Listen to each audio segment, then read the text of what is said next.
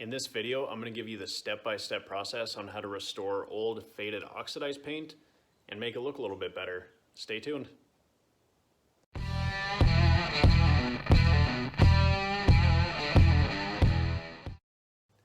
Now, you got to keep in mind the paint on this truck is 42 years old, so it's not going to look perfect.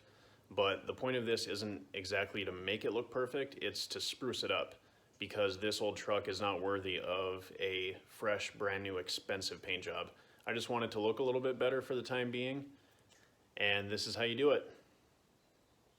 So as I said, this can be done for really cheap. These are the tools that you'll need. This is an orbiting tool. It's for polishing, buffing, stuff like that. And it comes with an assortment of pads, such as a wool pad, a microfiber pad, and also a foam pad. I'll explain what all three of those are for in a little bit. But you can get these at any parts store for around 25 bucks. And I've had this one for about 10 years now and it still works, so it's well worth the money, even if you don't use it that often. If you don't want to go that route, you can get these buffing pads that connect right to a drill. You'll also need some extra fine sandpaper, some wet sandpaper. This is 2000 grit. Depending on how bad your paint is will depend on what grit you need, but I wouldn't go much heavier than 2000, otherwise it starts to cause too much damage. Along with your wet sandpaper, you'll also need a water source. Some people will use a bucket of water to actually dip their paper in, but I prefer to use a spray bottle. It's up to you what you want to use. Just remember that you need to keep that sandpaper really wet while you're doing this, and I'll explain why when we get to that step. Now, you'll also need some type of polishing compound. This is a fine cut polishing agent. Depending on how bad your paint is, once again, depends on how abrasive of a polishing compound you need. And if it's really bad, then you might need a rubbing compound for some areas of the paint. And last, a clean set of microfiber towels for any fine last minute touches is always a good idea. Now, the first step is to thoroughly wash your vehicle. You're not supposed to use dish soap on your vehicles because dish soap is a degreaser and it ends up actually stripping away all of the wax. But in this case, when you're doing this to your paint, you do want all of that wax to be gone. Therefore, I would recommend using Dawn dish soap or some other type of dish soap to thoroughly wash your vehicle so that it's easier to wet sand and you're not clogging up the sandpaper with wax and other junk. So since my truck is already washed, the first step is to start wet sanding. Now, while you're doing this, essentially what you're doing is removing that top layer of paint that has been exposed to the sun and the elements for many, many years and has just become dull and oxidized and faded. And so we're just going to be removing that top bad layer to then expose the good layers of paint underneath. When you're doing this, you want to make sure that you keep not only your sandpaper but also the surface of the vehicle extremely wet, and that's so that as you're sanding, there's enough water to safely suspend all of those particles that you're sanding away up in the water, and it prevents any further damage or scratching to happen to the actual paint surface.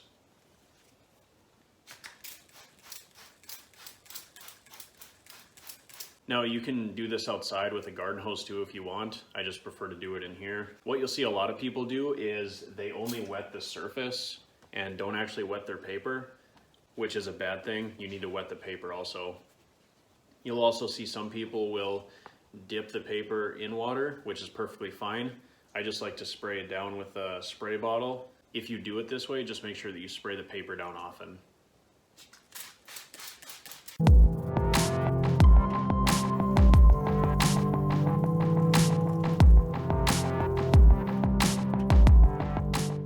You basically want to keep sanding until that surface is really smooth, and then you know it's time to move on to the next area.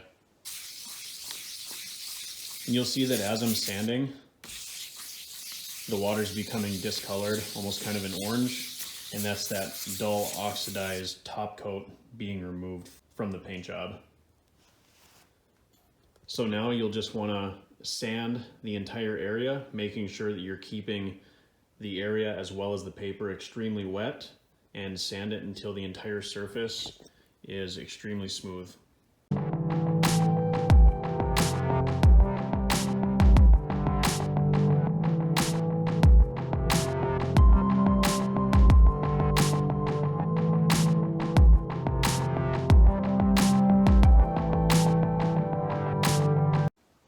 Now that the wet sanding portion is done, I'm just gonna pull this out of the shop quick, give it a quick hose down to get rid of all of this orange paint water that's kind of stuck on the hood.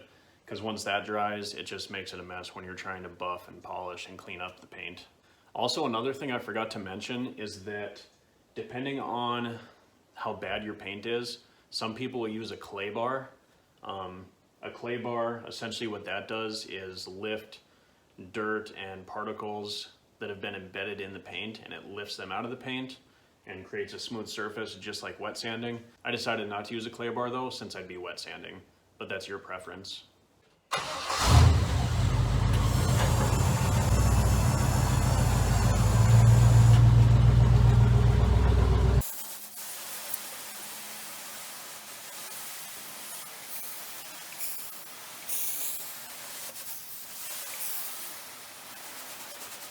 So you'll notice that after we dried the truck off,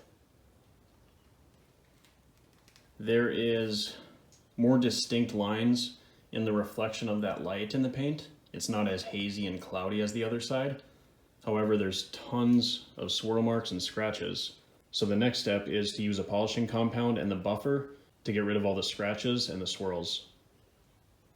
So when it comes to using your buffing tool, like I mentioned, there's a few different options for pads to put on there. First one is a foam pad, and this just kind of feels like a sponge. This one's good for using compounds and polishes, and it's really good for buffing those compounds and polishes into the paint. Next is your terry or microfiber pad. This one is good for applying and getting rid of wax. So this one's used kind of towards the end for when you're doing the wax section. And then this is a wool pad. This is really good for buffing. So after you get your compound on there, you can buff it more with this, or this is really good for buffing off that last little bit of wax to get that perfect shine on your paint. So obviously, since I'm gonna be using a compound or a polish, I'm gonna start off with my foam wheel. So to get rid of all these swirl marks, all we're gonna do is take our polish. We're gonna apply a fair amount to the paint and then some to the wheel here.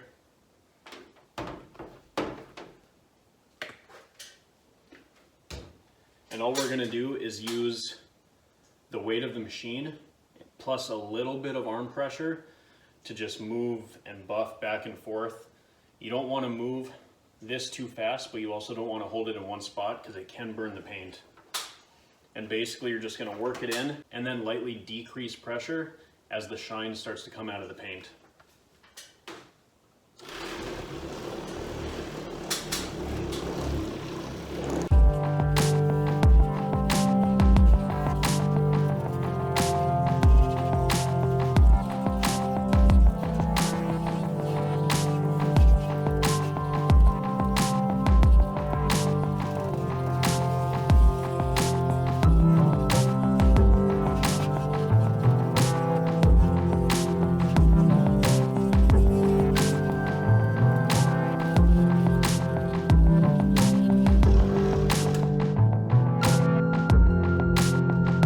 See how orange that is and how it continued to take paint off.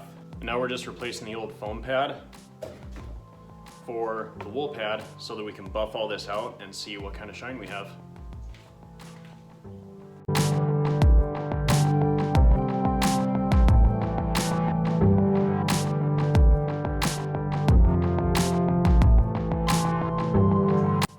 So we're getting there, but we still have some swirl marks. So we're gonna reapply some polish and then try to rub these out by hand.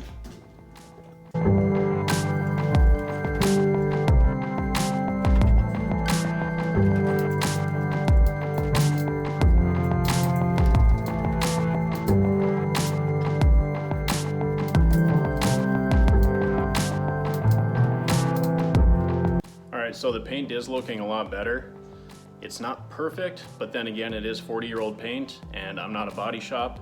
So I think I'm gonna call it good for now. And I'm gonna throw a coat of wax on there and show you guys the before and after.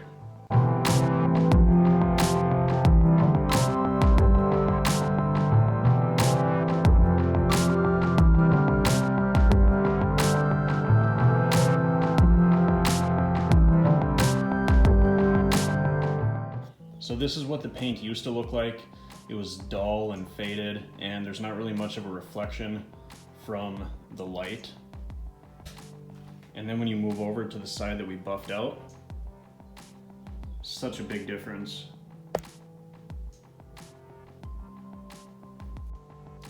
So like I mentioned, I know that there's still swirl marks in there. This video is more so just a tutorial. I'm gonna end up repainting this truck, so I'm not too worried about the swirl marks. If this was your vehicle, obviously you would continue to polish and buff and buff and buff until those swirl marks slowly come out of the paint.